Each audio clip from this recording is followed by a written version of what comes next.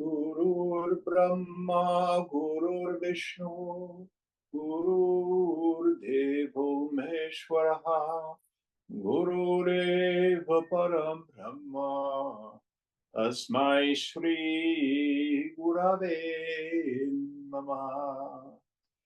Chinmayam Vyapyat Sarvam Trailokyam Sacharacharam Tatpadam Darshitam Yena Tasmai Shri Gurave Namah. Tvameva Mata Cha Pita Tvameva Tvameva bandhuscha sakha tvameva Tvameva vedya dravinam Tvameva Tvameva sarvam mama deva deva Tvameva sarvam mama deva deva.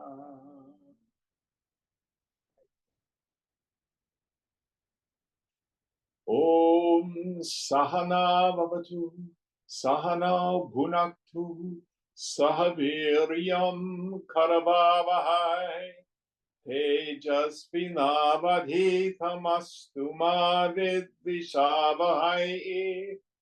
Om Shanti Shanti Shanti. So where are we in our text? Top of page 56. And will you help us out, please, Aditi? Yes.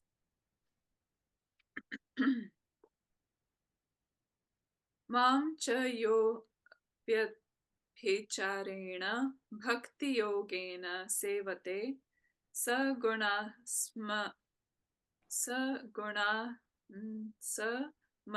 samatityo tana brahma bhuyaya kalpate. He who serves me with unvarying devotion of love transcends the three modes. He too is fit for becoming Brahman. Yes. So again, he's quoting Gita, and the idea here is this idea of service, of seva.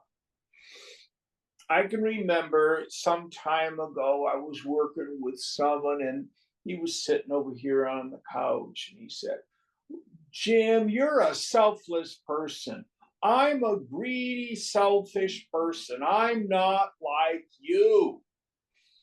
And I said to him, actually, I'm just like you.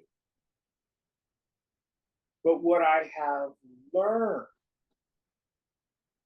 is that the mind is happier. It's more peaceful when it's in service, when it's in devotion to God or devotion to other people. The most difficult position of the mind, the one that's the most painful, when it's all about me. How am I doing? What do they think of me? I'm not getting my needs met. This is what I want. And the more we focus on that, the more miserable we become. And the solution the mind presents is essentially then to try to control, dominate the environment or other people. And if that doesn't work, then we get violent. All we have to do is look at our contemporary political environment to see it. So here, Vidyaranya is saying, living a life of service is one that maximizes our serenity and our well-being. Any thoughts on this? We don't do it to be a goody-goody. We do it because, in fact, it makes us happier. All right, next one. Prakasha pravritti mohaha sattva-rajastamo gunaha te cha jagrat swapnayoha pravartante sushupti samadhi shunya chitta vritti tvavasthasu nivartante. Pravrittischa dvividha anukula pratikula cheti. Tatra mudho jagarane pratikula pravrittim dveshti anukula pravritti makangshati. Gunatitasya त्वनुकूल प्रतिकूलाध्यासा भावाद द्वेष कांक्षे न स्तः यथा द्वयोः कलहं कुर्वतोरवलोकयिता कश्चित्तटस्थः स्वयं केवलमुदास्ते न तु जयपराजयभ्यामितस्ततश्चाल्यते तथा गुणातीतो विवेकी स्वयमुदास्ते. गुणा गुणेषु वर्तन्ते न त्वहमिति विवेकादौ दासीन्यम्.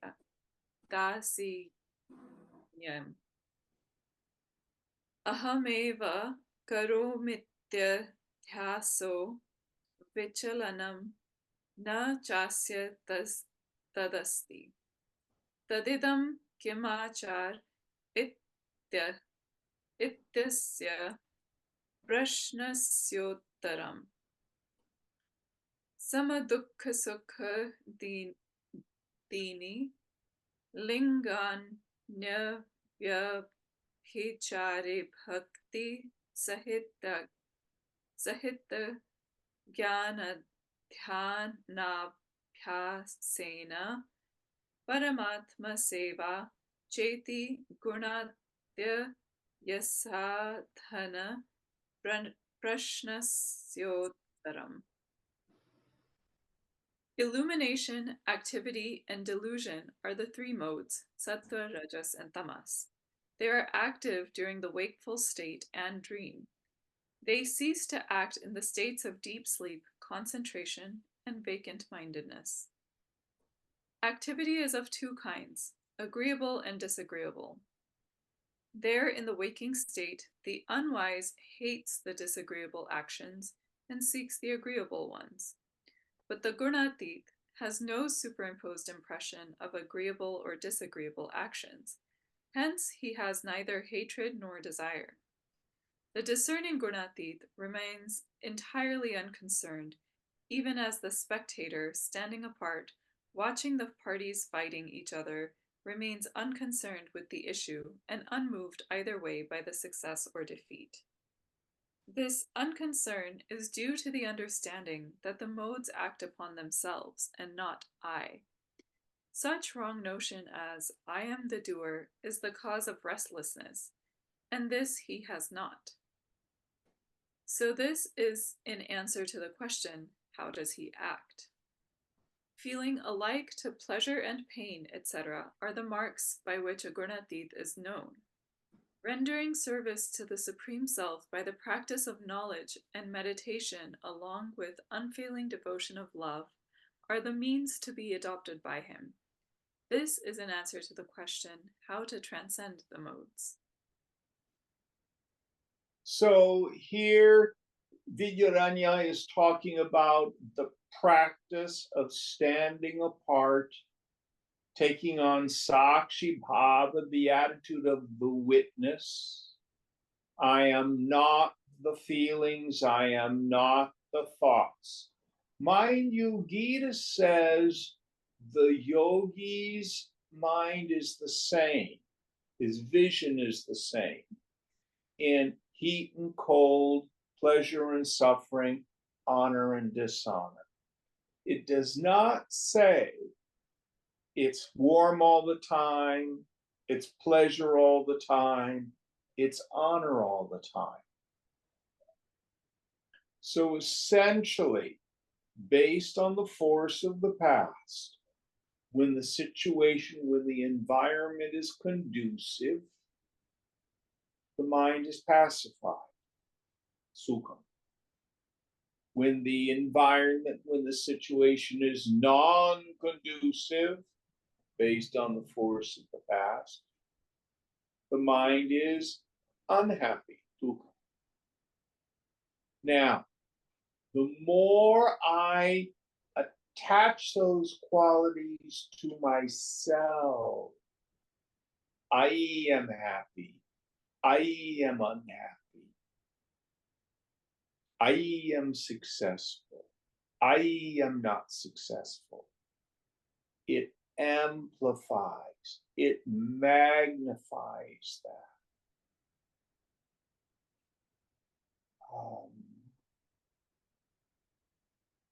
The mind gets thicker and thicker and thicker. So in the beginning, Swamiji used to say all the time, the way to heal the mind is to get out of the mind. Watch. Just watch. Witness it. Don't get involved with it. And what happens is, in time, the intensity of the reactivity and the frequency and the volume of it starts to go down.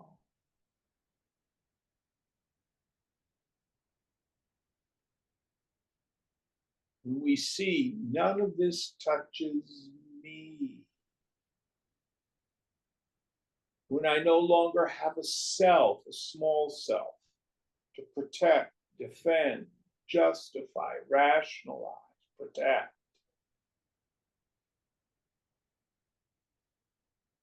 the reactivity of itself starts to lessen.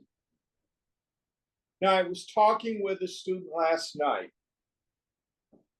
and he was asking, he's essentially in a Buddhist tradition.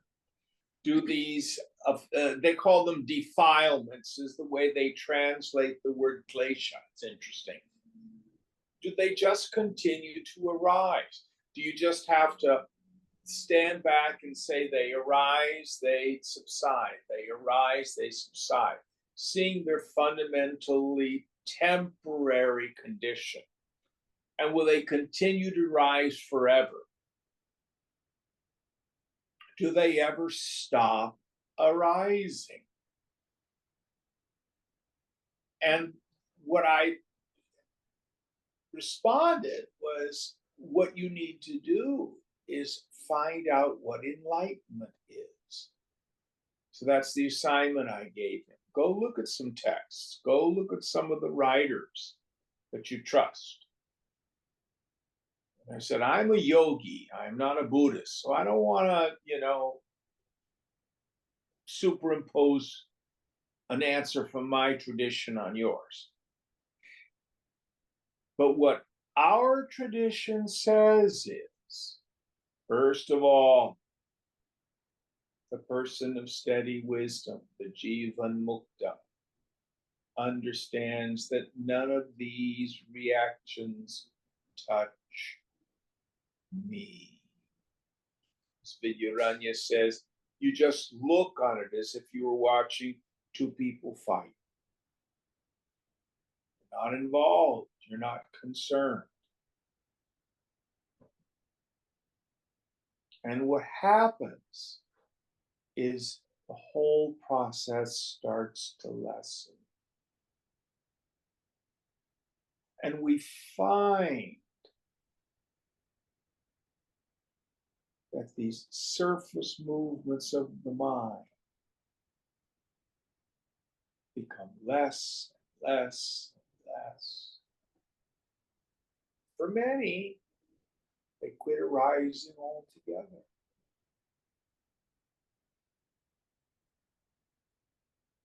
But there's certainly improvement if we take on this viewpoint. I love what Krishna says in Gita. He says, even a little of this knowledge frees us from great fear. So we were chatting a bit before class about the current political environment. I can only share with you my viewpoint. It's all gonna unfold as it unfolds.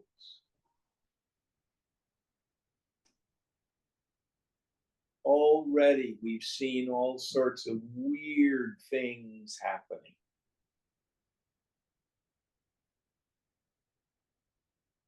What will be the end result of the American election? I don't know.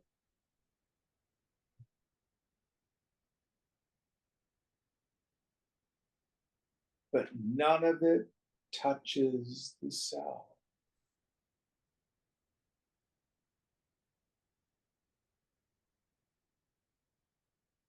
Now, if you want to be part of the solution rather than the problem, we've heard the teaching on Sankalpa so many times.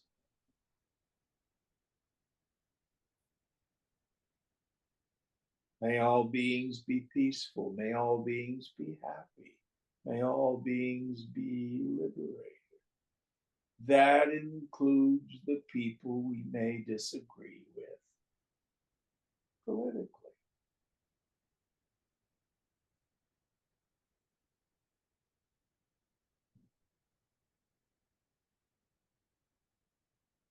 It's all going to be okay. Does that mean people out there in the world will not suffer? Of course they will.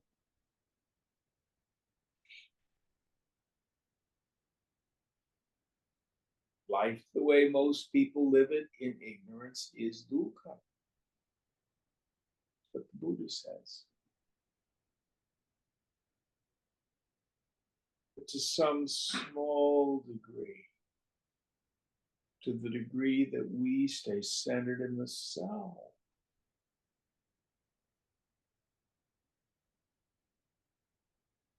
we become part of the solution rather than the problem. And stand back and watch.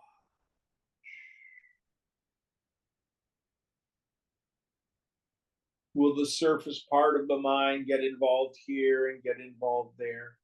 Sure. But don't follow the vritti, let it take you down, let it spin you into fear, worry, despair, anger. Once we go there, then we're contributing to the problem. Any thoughts on this?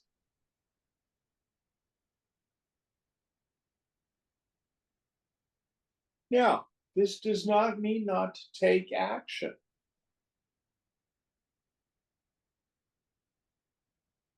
But worry is not a spiritual tool.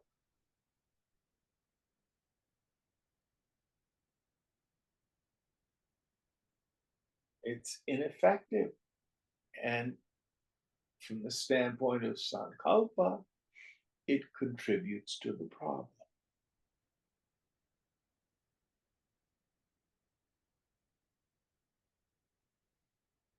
So, for the person of steady wisdom, they naturally, effortlessly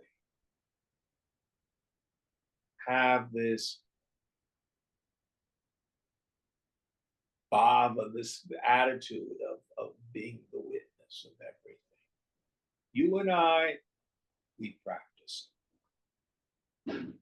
Any thoughts on this? Next verse.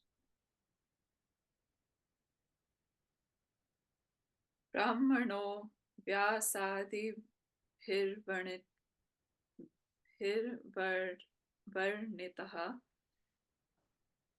anuttariya vasanamanupasteena shayinam bahupadhayinam shantam tam deva brahmanam viduhu. That's from the Mahabharate Shanti Parva Nimoksha Dharma. Brahman Shabdo Brahma Vidvachiti Atha Brahmanaha Iti Shrutya Varnitam Brahma Viddascha Vidvatsanyasadhikarat Yatha Jataru Vadharo Jabalo Panishadi Nashchantanam Charati Parahansaha Parahanso Panishadi Ityadi Shrutya Parigraha Rahityasya Mukhyatva Danuttariya Twadikam Tasya Yuktam. Brahmana, the knower of Brahman, is described by Vyas and other sages thus. He who has no garments whatever either to cover the upper or the lower portions of his body, sleeps on the bare ground with nothing spread over it, using his arm as pillow, and is ever calm, is known to be the Brahmana by the gods. The word Brahmana here denotes the knower of the Supreme Self, as described by the Shruti text. Then is the knower of Brahman. For he alone is entitled to the renunciation of the knower, Vidvat Sannyasa. Such Shruti texts as the Paramhansa, as he was born, roams about unclad, show the importance of absence of possessions, hence has no garments whatever, etc., are quite appropriate. So his point here is these texts about being what they call sky clad, running around without clothing or without any possessions, refers to an interior viewpoint.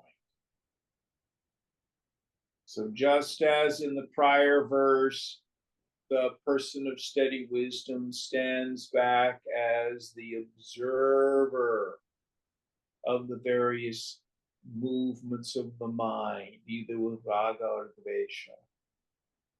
In this verse, Vidyaranya is saying the person of steady wisdom, the Jivan Mukta, owes nothing, even though he may have a house or she may have a 401k. Inside, complete non-attachment.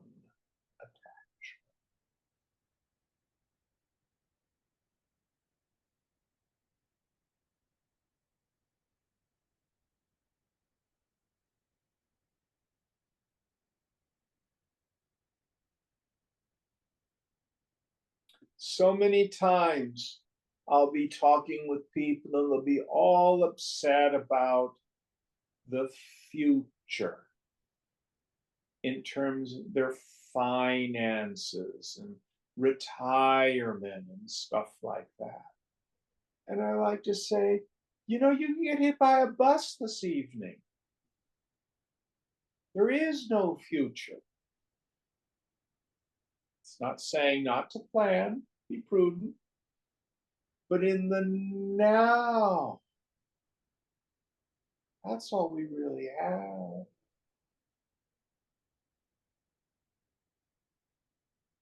You're sitting here in my living room. Any body parts fall off? No.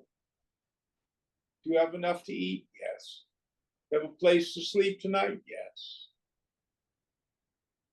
God's done her job. You're taken care of. Don't worry.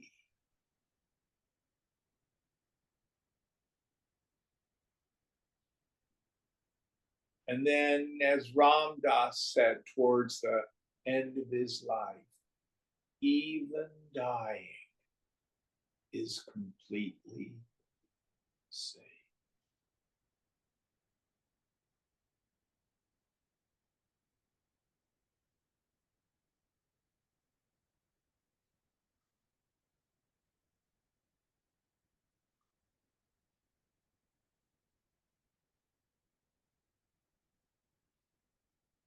But then the mind says, I need this, I want that, so and so isn't doing it right. It's all rooted in attachment.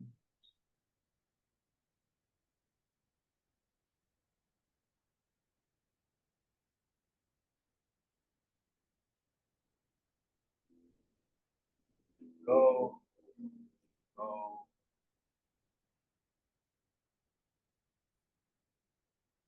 Any thoughts on this?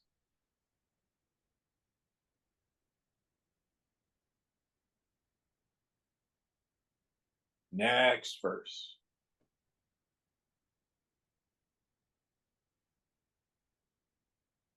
Yena kena chidachanno, yena kena chidashitaha, yatra kwa chanashayi, syatam deva brahmanam viduh. Deha nirvahaya shanashchadana shayana sthanapeksha yama vyashana digato guna dosho nanvishyete udarapura pushta dhatirupasya nirvahasya samatvanishprayojanasya gunadosha vicharasya chittadoshatvat. The gods know him to be a Brahmana who is covered by any garment and fed by any food and sleeps at any place. Food, clothing, and a place to sleep are of course required to maintain the body or life, but he does not look for their qualities, good or bad, since satiety and sustenance and the like are equal, whether qualities are considered or not. And consideration of qualities serves no purpose, which is rather a bad quality of the mind. Yes. So when we think about our real needs at the level of the body, food, clothing, and shelter, no one disputes that. To a starving person, God is bread. But few of us, very frankly, here studying this text this morning, have concerns about food, clothing, and shelter.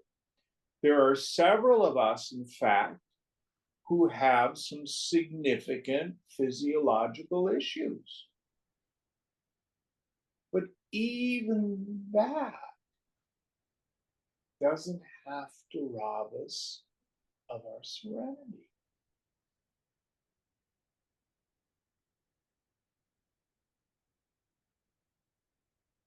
And I love it when, the psychologists are big on this.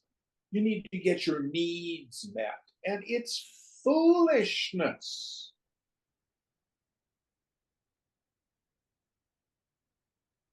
These are my non-negotiable desires, is what they're really saying. Meaning, these are my attachments.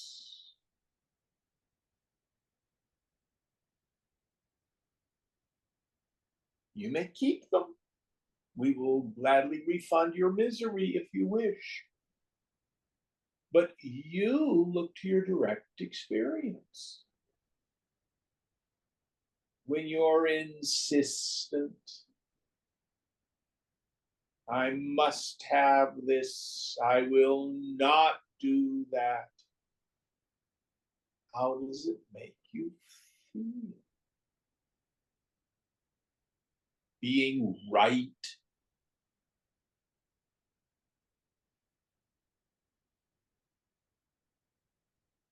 And what the yogi discovers, let go, let go, let go.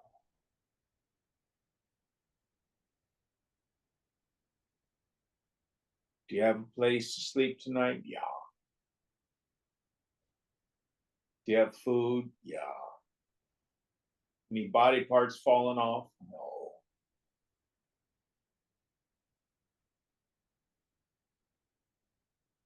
You're fine. Everything else, stuff we've made up.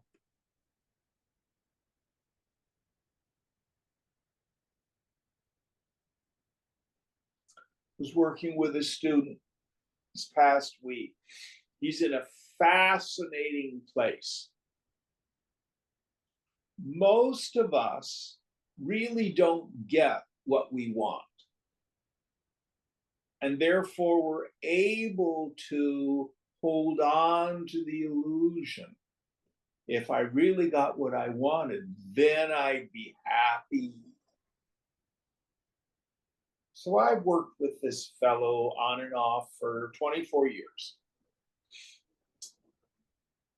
And since then, he got the education he wanted. He now has a doctorate. He's working at the profession he always wanted to work at. He has a husband. He owns his own condo with his partner, and it's paid for. He's done his music career, making CDs, traveling in Europe, performing, works out, has a good physique. And what he's dealing with is, I thought this was going to fix it. And he's still restless and discontent. So now his mind is saying, oh, America sucks. Maybe we should move to Germany. It'll be so much better if we live in Germany.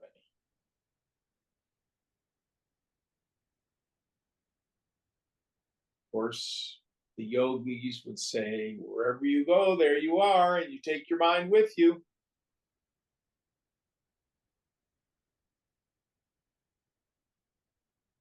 But he's actually in a very high state because he no longer has any illusions that the things of this world will satisfy the restless heart. They just don't do it. So he's like where the Buddha was when he went out looking at the world. He's like where Rama was at the very beginning of Yoga Vasishta, this apparent despondency. It's mature vairagya.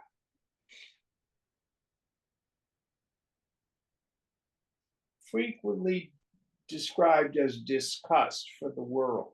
But it's not because the world is bad. It's just that the world cannot do what we thought it could do. All of it.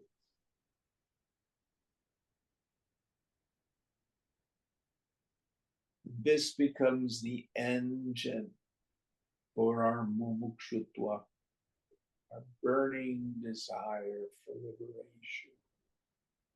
This is what will drive the mind inward. So, hopefully.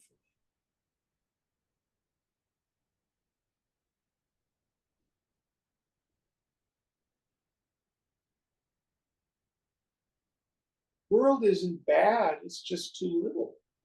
That's all.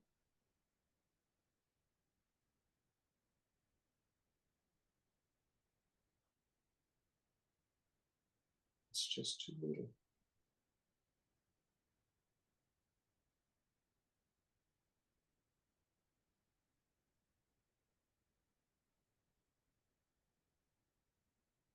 Come home.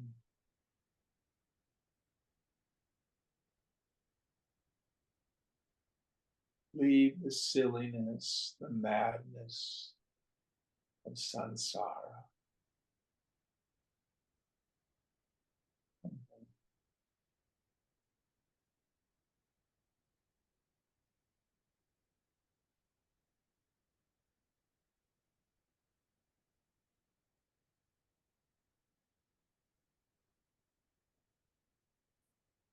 And the mind only really leaves the world from inside, never from without.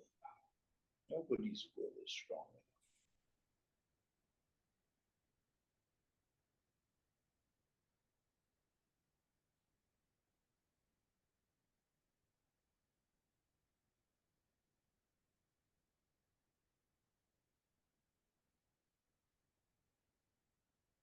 Any thoughts on this?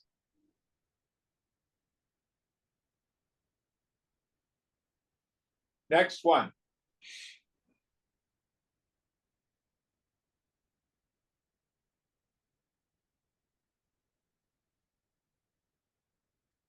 Ata eva bhagavate pathathate kim varnitena bahuna lakshanam gunadoshayoha gunadosha drishir gunastu bhaya varjitaha iti.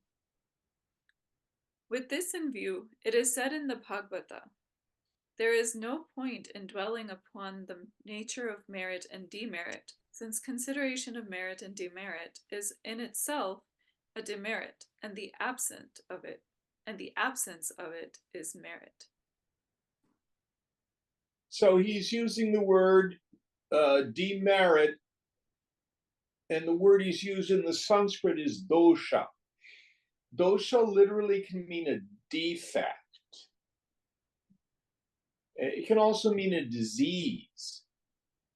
Aditi, do you think of any other translations of dosha? Fault. Fault, yeah. So it's not like, you get a black mark because you did something wrong. It's a defect. It's a defect. So the person who's obsessed with, am I doing it right? Am I doing it wrong? Or more usual, they are doing it right and they are doing it wrong. We're obsessed with that. Here, Vidyananda is saying that in itself is a dosha. Let it be.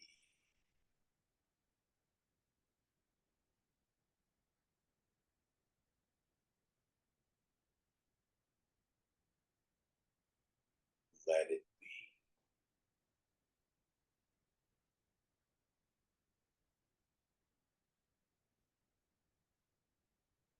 The yogi wants to practice looking on the world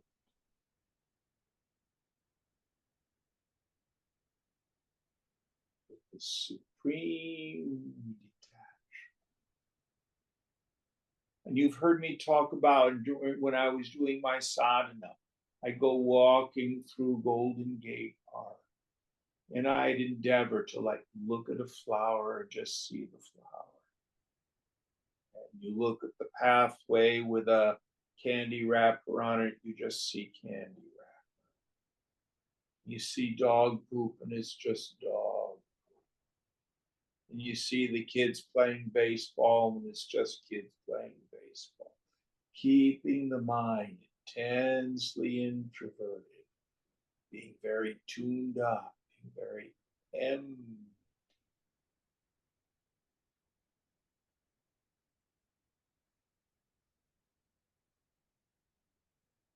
and then as you move through the world in this state, somebody does something and you watch annoyance arise. Look at that. Don't try to get away from it. Lean into it. Antithetically, you're in another situation and the mind gushes out with longing. Oh, look at that. Look at that.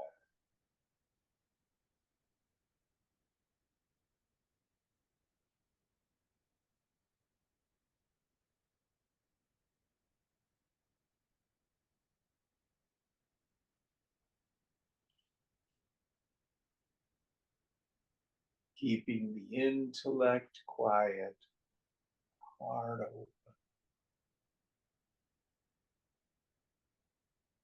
We've ceased fighting anyone or anything.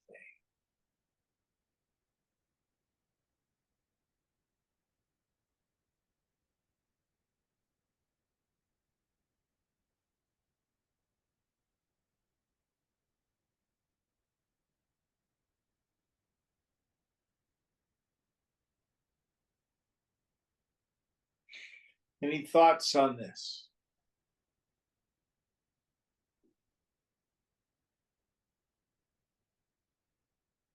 Next one.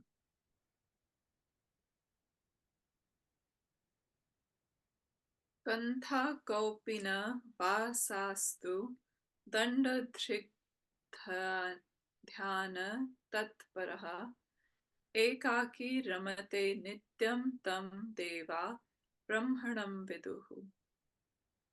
The gods know him to be a Brahmana who, in loincloth and patched garment, bearing the staff, absorbed in meditation, abides ever alone. So again, I'm sorry, go on. It's Yati Dharma Sangraha Vishweshwara. That's where it's from. So the idea here is, again, this is metaphor. You don't have to run around in a loincloth and carry a staff. You can if you want.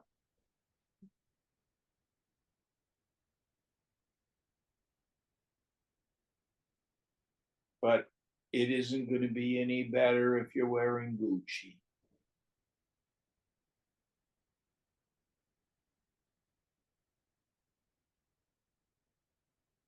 Inside, own nothing, have no agenda. Give it up, give it up. How do I get there, Jim? Watch your mind. When you haven't given it up and you have attachment, how is that working out for you? I'm angry and I'm disturbed because he isn't doing it right. She isn't doing it right.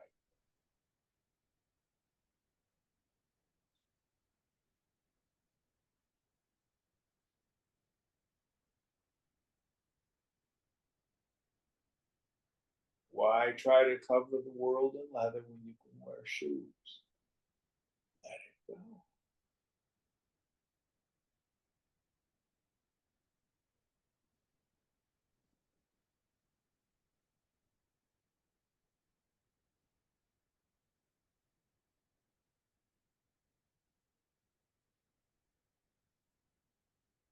That doesn't mean we don't talk with people and endeavor to have conflict resolution.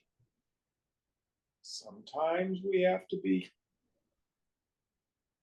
totally willing to let go of our position.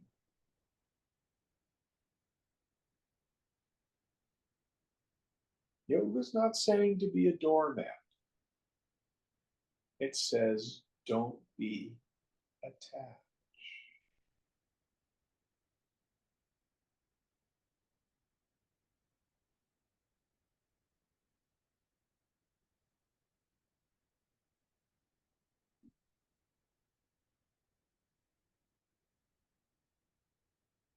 All right, next one. Brahmopadeshatina pranaya nuje kshayamuttamma tvadgyapanena shraddha mutpatayitum dandakaupi nadilingam dharayat kaupinam dandamachadanam cha sashariropabhogarthaya lokopakararthaya cha parigraheta iti shruteha anujid kshayapi swayam tadiyam grihakrityadipartam na kuryat kim tu dhyanaparo bhavet tame vaikam janatha atma na manya vacho vimunchatha iti shrute tameva dhiro vigyaya pragyam kurvatit brahmanah nanudhyayad bahun shabdan vacho viglapanam hitat iti shruteshcha. He should put on the loincloth, carry the staff, and such other marks to inspire faith among the people regarding his eminence in favoring them with the instructions about the Supreme Self. For it is said in the Shruti, the loincloth, the staff, and a wrapper he should possess in order to benefit the people and for his personal use also. From the Paramhansa Upanishad. The Brahmana, though intent on showing kindness to the householder, should not indulge in worldly talks, but remain absorbed in meditation, because the Upanishad says, "Know that one Atman, self, alone. Give up other talks." Mundaka Upanishad. And also says the Brihadaranyaka Upanishad, the Brahmana who is resolute should know that self alone from the scriptures and instructions of acharyas, and then strive for the superior wisdom through the practice of samadhi, should not indulge in contemplating many words, since they tire the organ of speech, the vocal cord.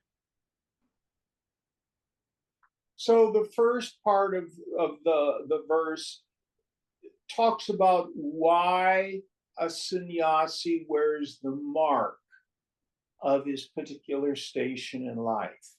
Why does a swami wear the orange robes or a brahmachari wearing white?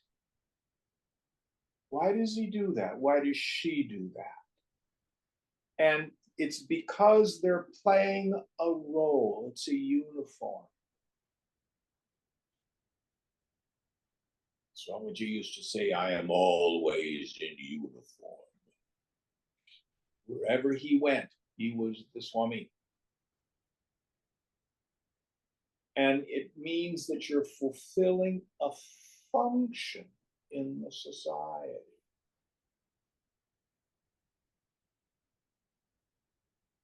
It's a mark.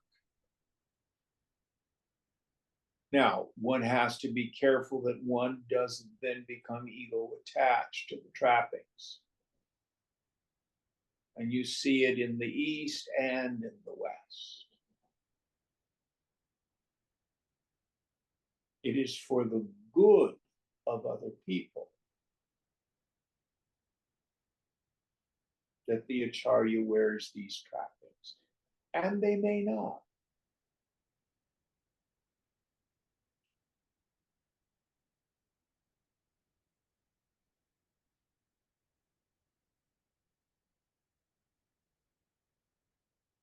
I was listening to a person give a presentation, and someone had said to them, "Oh, you're so wise." And they said, "No, I'm not. I've borrowed everything I've said to you." I had the same experience of Swamiji. "Oh, he's so smart. Oh, the way he turns a phrase, etc., etc., etc., etc." And especially when he was doing Gita. And then I'd heard him make references to the Shankara Bhashya, the commentary of Shankara on the Gita. And I said, "Oh, I should really read that and study it." So I bought one in English from the Vedanta Society and I started to read it. And I just laughed and laughed and laughed. Because Swamiji's brilliance was that he was true to Shankara. Shankara, where did he get it? Govindapada, his teacher. Gaudapada, his grandfather teacher. We don't know.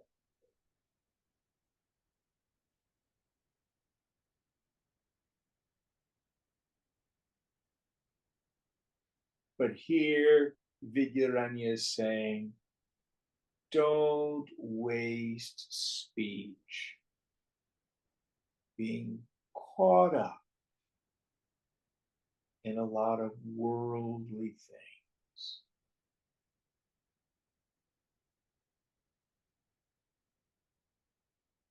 Now, one has to be very careful that you don't assume a state that you don't have.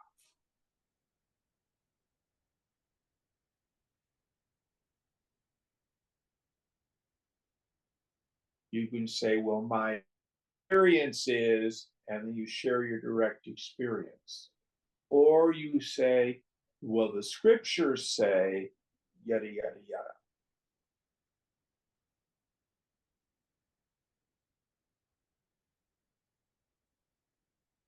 But most of the time, we're better off basically just keeping silent.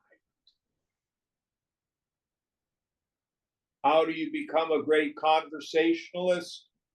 Learn to be a good listener.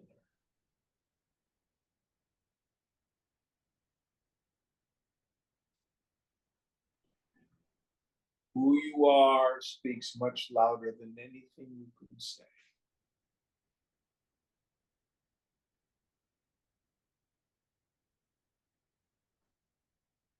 And if it's your prarabdha, if it's your karma to be a teacher, well, then by all means do that. Just don't get identified with it.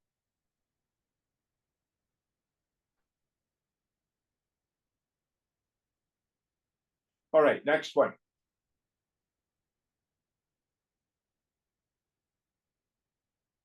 Brahmanopadeshastvanya varn na bhavati na dhyana virodhi taccha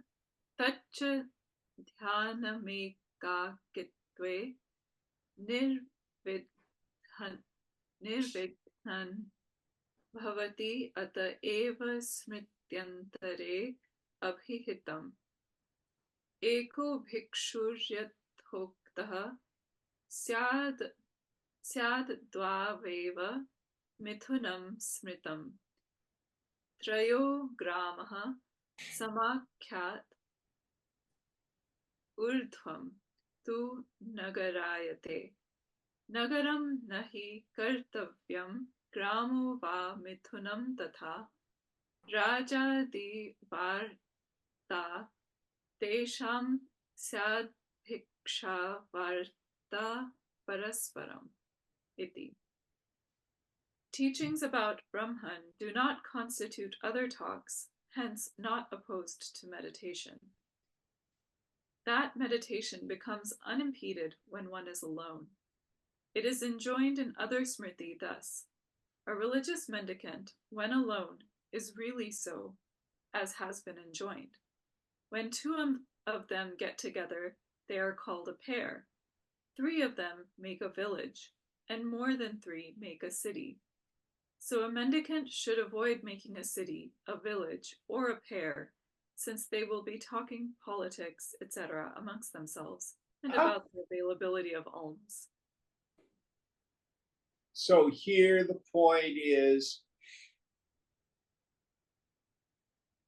when we are endeavoring to abide in the self, it's most effectively done by ourselves.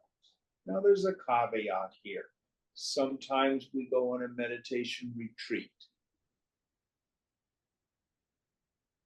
But Vidyaranya's point here is, even for mendicants, when you start getting around other people, worldly things tend to intervene.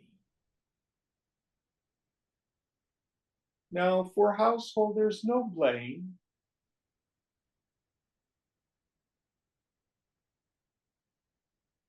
But if you come and study class, hear the scripture, and do not have a practice,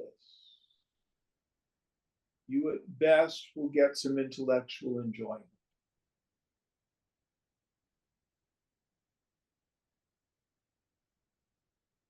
And essentially, once you've heard one text, you have all that you need. Now,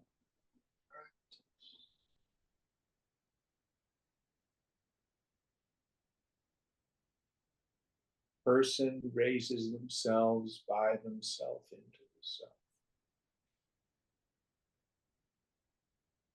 We must do the work. What is the work we are to do? Abhyasa vairagyacha. Meditate and let go.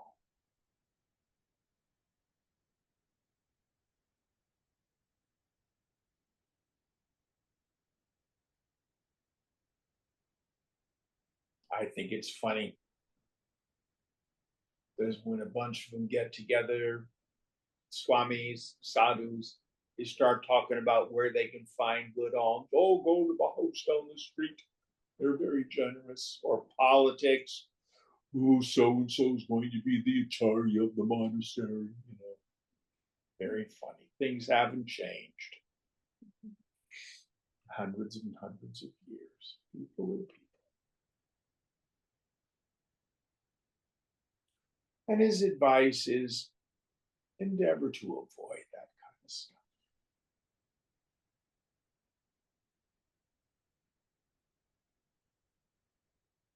Okay, I think we're going to end early today. So what verse are we on for next week? We're at the second from the last Sanskrit on page 60. Okie Om Purnamada Purnamidam Purnat Purnamudachyate Purnasya Purnamadaya Purnamevavashishyate. Om Shanti Shanti Shanti. Hari Om Sri Guru Pyo Namaha. Hari Om. Om